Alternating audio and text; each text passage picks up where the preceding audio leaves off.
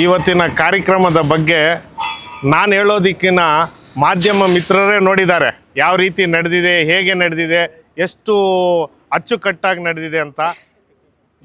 ಯಾವುದೇ ಒಂದು ರೀತಿಯಲ್ಲೂ ಅಡಚಣೆ ಇಲ್ಲದೆ ಈ ಕಾರ್ಯಕ್ರಮ ಭಾಳ ಚೆನ್ನಾಗಾಯಿತು ಅಂತ ನಮ್ಮಲ್ಲಿ ಒಂದು ಅನಿಸಿಕೆ. ಪ್ಲಸ್ ತಮ್ಮ ಹತ್ರನೂ ಕೇಳಬೇಕು ಯಾವ ರೀತಿ ನಡೆದಿದೆ ಅಂತ. ಯಾಕಂದರೆ ನಾವು ಹೇಳೋದಕ್ಕೂ ನೀವು ಹೇಳೋದಕ್ಕೂ ಭಾಳ ವ್ಯತ್ಯಾಸ ಇರುತ್ತೆ. ಒಂದು ಏನಂದರೆ ನಮ್ಮ ಎಕ್ಸ್ಪೆಕ್ಟೇಷನ್ಗಿನ್ನ ಜನರು ಜಾಸ್ತಿ ಆಗೋದ್ರು. ನಾವೊಂದು 6,000 ಜನವರೆಗೂ ಬರ್ಬೋದು ಅಂತ ಯೋಚನೆ ಮಾಡಿದ್ವಿ. 7,000 to 8,000 ಜನ ಆಗೋದ್ರು. ಅದೊಂದು ಭಾಳ ಸಂತೋಷ ಆಯಿತು ನಮಗೆ.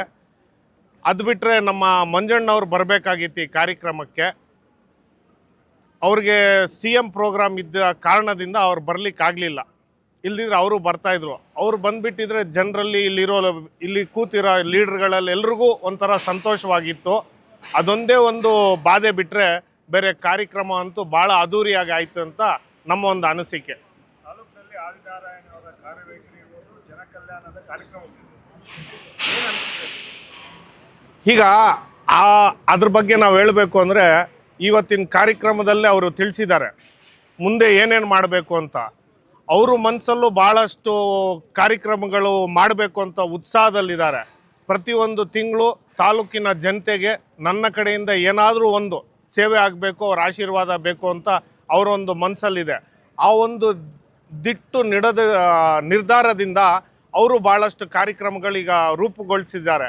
ಮುಂದೆ ಇನ್ನು ನಮಗೆ ದೀರ್ಘ ಸುಮಂಗಲಿ ಭವ ಆದಮೇಲೆ ಮಾತೃದೇವೋಭವ, ಆಚಾರ್ಯ ದೇವೋಭವ, ಕಾಯಕವೇ ದೇವೋಭವ, ಜೀವನ ಸಂಜೀವಿನಿ ಅಂದರೆ ಹೆಲ್ಮೆಟ್ ವಿತರಣೆ ಅನ್ನೋದು ಕೇಳಲಿಕ್ಕೆ ಭಾಳ ಚಿಕ್ಕದಾಗಿದೆ, ಬಟ್ ಅದು ಭಾಳ ಅಮೂಲ್ಯವಾದದ್ದು. ಹೆಲ್ಮೆಟ್ ಎಷ್ಟು ಜನರಿಗೆ ಯಾವ ರೀತಿ ಪ್ರಾಣ ಕಾಪಾಡುತ್ತೆ ಅನ್ನೋದೊಂದು ವಿಚಾರವಾಗಿ ಆ ಹೆಲ್ಮೆಟ್ಟಿಂದ ಜನರಿಗೆ ಯಾವುದೇ ರೀತಿ ಎಲ್ರಿಗೂ ಅನುಕೂಲ ಆಗಬೇಕು, ಯಾವುದೇ ಆಕ್ಸಿಡೆಂಟ್ ಆಗಬಾರ್ದು, ಆದ್ರೂ ಯಾರಿಗೂ ಏನೂ ಆಗಬಾರ್ದು ಒಂದು ಮನಸ್ಸಲ್ಲಿ ಒಂದು ಭಾವನೆ ಇಟ್ಕೊಂಡು ಅವರಿಷ್ಟು ಕಾರ್ಯಕ್ರಮಗಳು ರೂಪಿಸಿದ್ದಾರೆ. ಇವು 5 ಅಲ್ಲ, ಇವು 5 ಬಿಟ್ಟು ಇನ್ನೂ ಭಾಳಷ್ಟಿದೆ. ಪ್ರತಿ ತಿಂಗಳು ಮಾಡಬೇಕು ಅಂತಿದ್ದಾರೆ, ಮಾಡ್ಕೊಂಡು ಬರ್ತಾರೆ ಅಂತ ನಮ್ಮಲ್ಲೊಂದು ನಂಬಿಕೆ ಇದೆ. ನಮ್ಮ ಆದಿನಾರಾಯಣನವರು ಖಂಡಿತ ಅವರ ಮನಸ್ಸು ತೃಪ್ತಿಯಾಗಿ ಮಾಡಿರೋ ಎಲ್ಲ ಕಾರ್ಯಕ್ರಮಗಳು ಭಾಳ ಸಕ್ಸಸ್ ಆಗಿದೆ. ಅದ್ರ ಬಗ್ಗೆ ನಾನು ಹೇಳೋದಕ್ಕಿಂತ ಜನರ ಹತ್ರ ನೀವೇ ಕೇಳಿದ್ರೆ ತಮಗೆ ಗೊತ್ತಾಗತ್ತೆ. ಬಿಡಿ, ಏನು ಮಾತಾಡಬೇಕು? ಚುನಾವಣೆ ಎರಡನೇ ಹಂತದಲ್ಲಿ ಗಮನಿಸ್ತಾ ಇದ್ದಾರೆ. ಕೆಲವು ಗಾಳಿ ಮಾತುಗಳು ಬರ್ತಿದೆ ತಾಲೂಕಲ್ಲಿ. ಆದಿನಾರಾಯಣ ಅವರು ಇಲ್ಲಿ ಯಥೇಚ್ಛವಾಗಿ ಕಾಂಗ್ರೆಸ್ ಪಕ್ಷವನ್ನು ಬೆಂಬಲಿಸುವಾಗ ಕಾಂಗ್ರೆಸ್ ಪಕ್ಷಕ್ಕೆ ಯಥೇಚ್ಛವಾಗಿ ಕಾರ್ಯಕರ್ತರನ್ನಾಗಲಿ ಮುಖಂಡರಾಗಲಿ ಒಂದು ಒಟ್ಟಿಗೆ ತಗೊಂಡು ಹೋಗುವ ಕೆಲಸಗಳನ್ನ ಮಾಡ್ತಾ ಇದ್ದಾರೆ. ಜನಕಲ್ಯಾಣ ಆಗಿದೆ.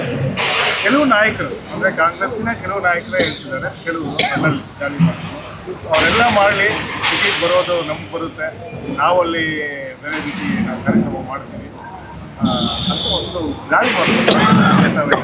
ಅಲ್ಲ, ಇಲ್ಲಿ ಸಂತೋಷ. ಆದಿನಾರಾಯಣನವರು ಚುನಾವಣೆನ ಮುಂದಿಟ್ಟು ಚುನಾವಣೆ ಮುಂದೆ ಬರುತ್ತೆ ಅಂತ ಈ ಕಾರ್ಯಕ್ರಮಗಳು ಮಾಡ್ತಾ ಇಲ್ಲ. ಇದಕ್ಕೆ ಮುಂಚೆ ಅವರು ಎಲೆಕ್ಷನ್ಗೆ ಇಲ್ಲಿ ನಿಂತಾದ 70,000 ಜನ ಮತ ಕೊಟ್ಟರು 15 ದಿನದಲ್ಲಿ. ಆ 70,000 ಜನಕ್ಕೆ ನನ್ನನ್ನು ನಂಬಿ ನನಗೆ ಮತ ಕೊಟ್ಟಿದ್ದಾರೆ. ಇಲ್ಲಿರೋರು ಲೀಡ್ರಸ್ಸು, ಕೊತ್ತೂರು ಮಂಜಣ್ಣವ್ರ ಆಶೀರ್ವಾದದಿಂದ 70,000 ಜನ ಮತ ಕೊಟ್ಟಿದ್ದಾರೆ. ಅವ್ರಿಗೆ ನನ್ನ ಕಡೆಯಿಂದ ಏನೂ ಮಾಡ್ಲಿಕ್ಕೆ ಆಗಲಿಲ್ಲ ಅನ್ನೊಂದು ಅನಿಸಿಕೆಯಿಂದ ಅವ್ರು ಈ ಕಾರ್ಯಕ್ರಮಗಳು ಮಾಡ್ತಾ ಇರೋದು. ಎಲೆಕ್ಷನ್ದೇ ಕಾರ್ಯಕ್ರಮಗಳು ಮಾಡಬೇಕಂದ್ರೆ 2027-28 ಇದೆ ನೋಡಿ, ಆವಾಗ ಅದೇನಿದೆ ಅನ್ನೋದು ತೋರಿಸ್ತಾರೆ. ಅದು ಈಗ ಯೋಚನೆ ಮಾಡಿ, ಋಣ ತೀರಿಸೋ ಕಾರ್ಯಕ್ರಮಗಳೇ ಈ ಥರ ಇದ್ದರೆ 27-28ಗೆ ಯಾವ ರೀತಿ ಇರುತ್ತೆ ಅನ್ನೋದು ನೀವೇ ಯೋಚನೆ ಮಾಡಿ. ನಾನು ಹೇಳೋದಕ್ಕಿಂತ ಮುಂದೆ ಯಾವ ಥರ ಇರುತ್ತೆ ಅನ್ನೋದು ನೀವು ಯೋಚನೆ ಮಾಡಿ. ಬಟ್ ಯಾವುದೇ ಸ್ವದುದ್ದೇಶದಿಂದ ಅವ್ರು ಮಾಡ್ತಾ ಇರೋದು ಒಂದೇ ಒಂದು, ಈ ಜನ ನನ್ನನ್ನು ನಂಬಿ ಓಟ್ ಹಾಕಿದ್ದಾರೆ, ಅವ್ರು ನನ್ನ ಕಡೆಯಿಂದ ಏನಾದರೂ ಆಗಬೇಕು ಅಂದರೆ ಸಹಾಯ ಆಗಬೇಕು, ಇಲ್ಲ ನಾನು ಋಣ ತೀರಿಸ್ಕೋಬೇಕು ಅಂತ ಒಂದು ಉದ್ದೇಶದಿಂದಾನೇ ಈ ಕಾರ್ಯಕ್ರಮಗಳು ತಿಂಗಳಿಗೊಂದು ಮಾಡ್ಕೊಂಡು ಬರ್ತಾ ಇರೋದು.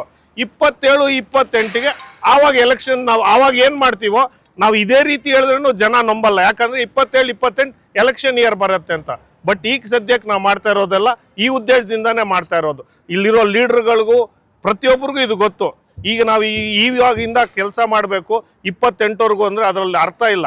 ಇದು ಜಸ್ಟ್ ರಿಟರ್ನ್ಸ್. ಜನ ನಮ್ಗೆ ಓಟ್ ಹಾಕಿದ್ದಾರೆ, ಅದು ರಿಟರ್ನ್ ಗಿಫ್ಟ್ ಕೊಡ್ತಾ ಇದ್ದೀವಿ ನಾವು ಅಷ್ಟೇ.